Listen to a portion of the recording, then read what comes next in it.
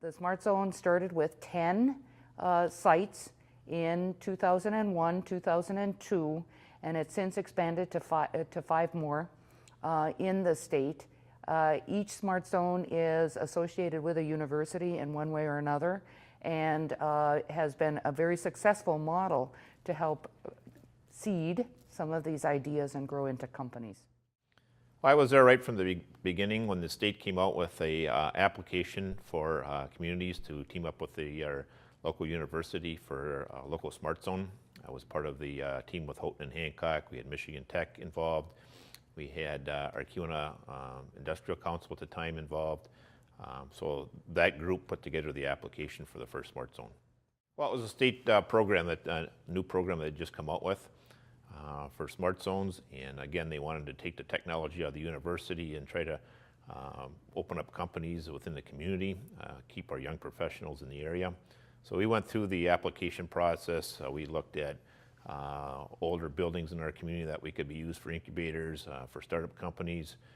We looked at a tax capture area in our city that we could capture the school tax off from the state, and we wanted to we projected out ahead what our budget would be for the future.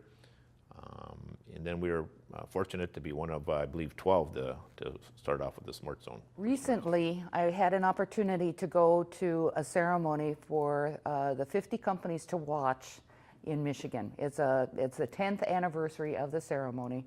And we had two companies in the Houghton area, one SmartZone company and one that was established outside the SmartZone, who were receiving an award. As I was looking back at the number of companies that came from the Houghton area, we had seven companies that were part of the Michigan Companies to Watch over the last 10 years, all of them being technology companies. So it's really exciting to be able to talk about the impact that the SmartZone has had to help these companies have a global reach. It's economic gardening, it's helping to employ people and students who go to Michigan Tech who want to live and work in Houghton area, and we're really excited about creating that wonderful climate in our community. We've had a enormous impact in our both Houghton and Hancock on what the SmartZone has accomplished in our area. In downtown Houghton, we've seen an increase in property values, we've seen an increase in rents, we've seen an increase in occupancy downtown. We had two older buildings that were very well underutilized and now are full of people. We've probably increased our number of people working at our downtown by over 20% in the last 5 years. So it's really helped a lot of the existing businesses also. You have some very well paid jobs now in the downtown, and these people are going to lunch, helping fill other buildings, and so it's been a huge impact. I know in Hancock, the hospital, old hospital, was completely vacant. We took one floor, and they've, I think, got 4 floors now renovated. So we kind of helped spur that process. There's companies in some of the buildings in Hancock. We've had one company that left one of the incubators and built a brand new $1 million facility within the city of Houghton.